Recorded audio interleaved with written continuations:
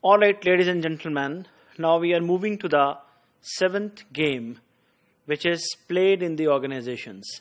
And this is known as expertise game. For understanding this game, you need to understand a very important concept about organizations. That in organizations, there are two types of authorities, or two types of authorities are enjoyed by people. As here, word authority means influence. One is the formal authority, which is by the virtue of the rules and regulations of the organizations, and which are actually enjoyed by the formal managers in the organizations. But there is also another form, another kind of authority, that is informal authority. How does this authority come into being? Actually, there are in organizations people who have some expertise in different domains. Especially they develop that expertise over the years. For instance, I take an example to make my point clear for you, that there is a gentleman in an organization who has developed with personal efforts and knowledge extraordinary skills in information technology. Now, formally, it may not be his duty to provide IT assistance to different colleagues in different offices in the organization. But since he has developed extraordinary skills in IT, and he also got fame about that particular expertise, people start coming to him. And he is a gentleman who has never refused. Rather, he has always tried to help his colleagues, seniors, or subordinates in the domain of information technology. Over the passage of time, by developing this particular expertise and using and helping people through it, he develops an influence on others. And this type of influence is known as informal authority. Actually, this is the case in which such people, when they try to exploit their expertise, their authority, they play the games. And such game, because played on the basis of expertise power, so it is known as expertise game. This is the one case. Another case under the expertise games is the case of those people in the organizations. You might have observed if you are working in some organization, or you will be observing when you will be working in the organizations, that there are people in the organizations who don't have any particular skill or expertise, but they pretend to have something. They pose to hold some expertise, and they propagate such thing in a manner that others, without having experienced it, believe about their expertise, and they use this image to play different political games. Let's see what is narrated about the expertise game. Non-sanctioned use of expertise. It is not sanctioned by the organization. To build power base, either by flaunting it or by feigning it, openly or secretly. True experts play by exploiting technical skills and knowledge, emphasizing the uniqueness, criticality, and irreplaceability of the expertise. Also, by keeping knowledge to selves, non-experts play by attempting to have their work viewed as expert, ideally to have it declared professional so that they alone can control it. This is what I have already elaborated under the expertise games. Let's move to the another. That is lording game. You know that what is the meaning of word lord? Lord means master. Lording game is actually the game which is played when the people in the formal authority use their formal authority more than it on their subordinates. And actually they do this. What they have is actually less in the amount, but they pose it to be more. And they exercise their authority on their subordinates to seek their vested interest. So this type of game is known as lording game. Played to build power base by lording legitimate power over those. Without it or with less of it, manager can lord formal authority over subordinate or public servant over a citizen.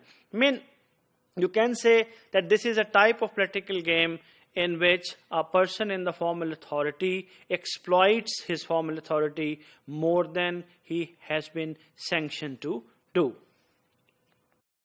The next one is line versus staff game.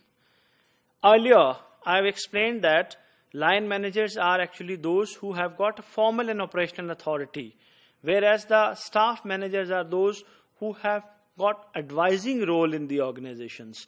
So actual real authority is kept by the line managers, but staff managers also hold a position in the organizations. When they are there, they also want to influence different offices, different policies, different matters in the organizations according to their own will. So what do?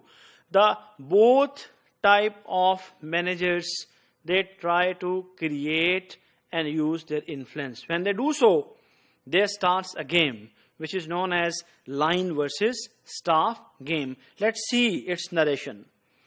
A game of sibling type rivalry played not just to enhance personal power but to defeat a rival.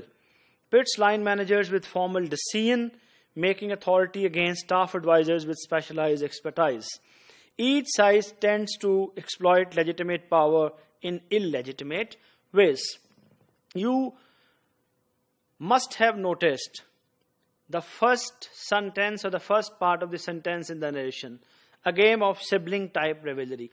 Let me explain this point for all of you. See that role of staff and line managers is like the role of parents and grown-up children in a household.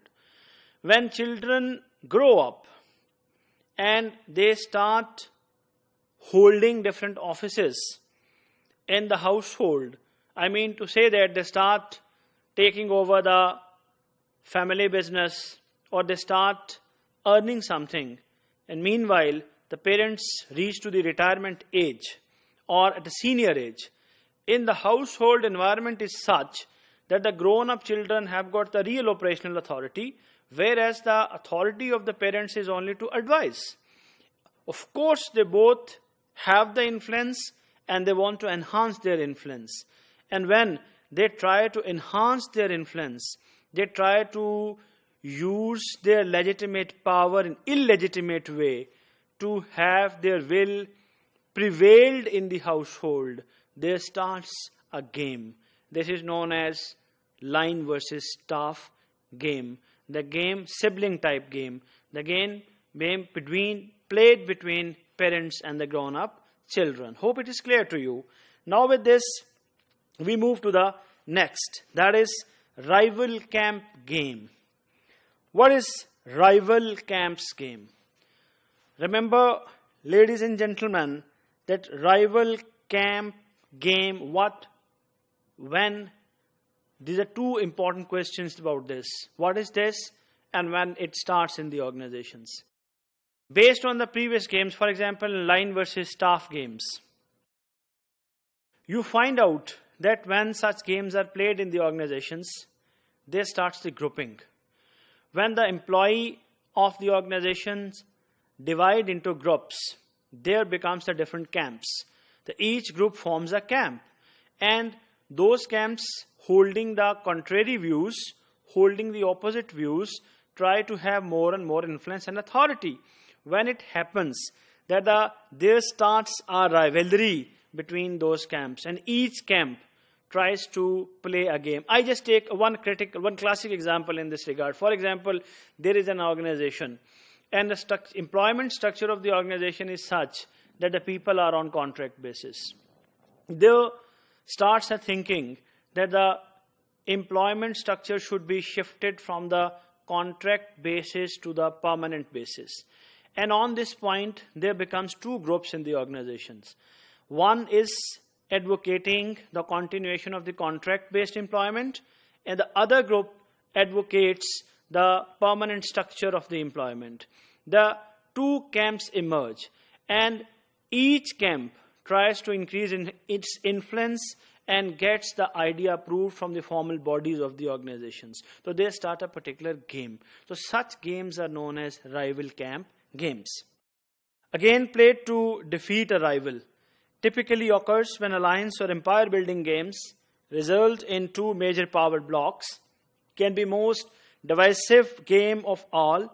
Conflict can be between units, between rival personalities, or between two competing missions. So, this conflict can be between two persons, between two ideologies, two missions, or can be between two units of the organization. The next one is strategic candidate game. What is this? Played to affect change in an organization, individuals or groups seek to promote through political means their own favored changes of a strategic nature. See, it's strategic candidates game.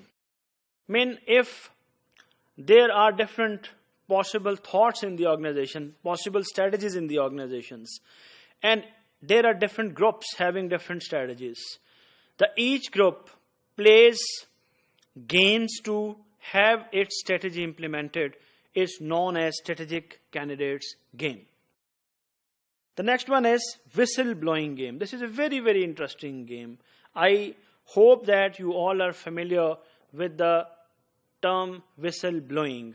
Whistle blowing basically is the term which represents an activity in which there are the people who raise voice again if something wrong is being done in the society, in the organizations, or in the families. So what is whistleblowing game? Let's see. A typically brief and simple game. It's brief and it's simple, straightforward. Also played to affect organizational change. Its purpose is also to bring about change in the organizations. Privileged information is used by an insider. There is an insider who possesses some special information about the organizations, usually a lower participant who is at a lower rank, to blow the whistle to an influential outsider on questionable or illegal behavior by the organization. I take one typical example. Whistleblowing game is mostly played in the public sector organizations.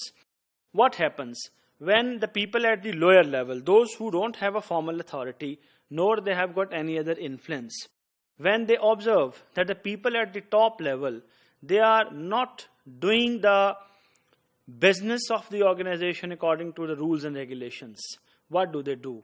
Because openly they can't oppose this, openly they can't raise their voice, because there are very serious consequences to raising the voice against the wrong in the organization. So what course they adopt?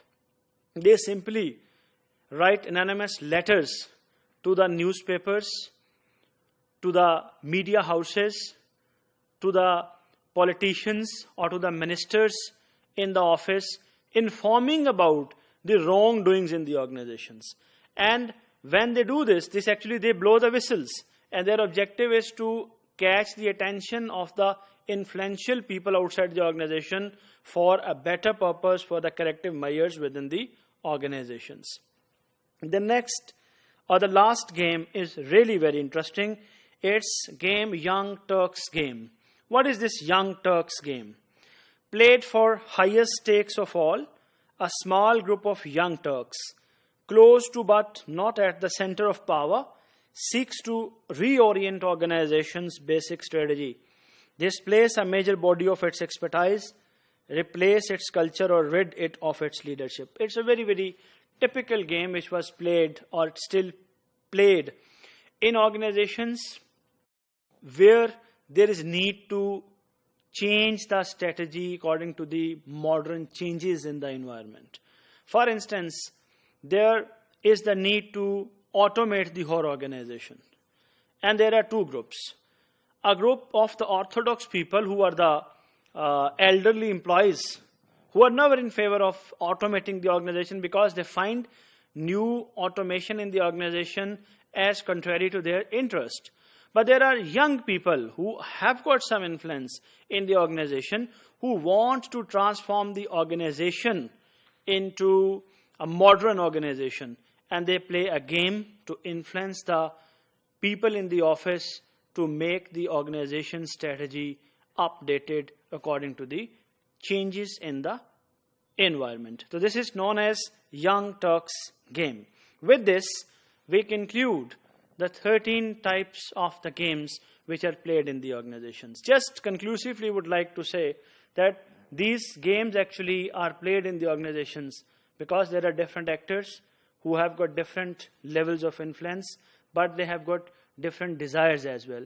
So when people with different influence and different strategy and different ideas want to put their ideas into practice, and they have the opposition to cover the opposition or to overcome the opposition, such games are played in the organizations. Hope this is clear to all of you. Thank you very much.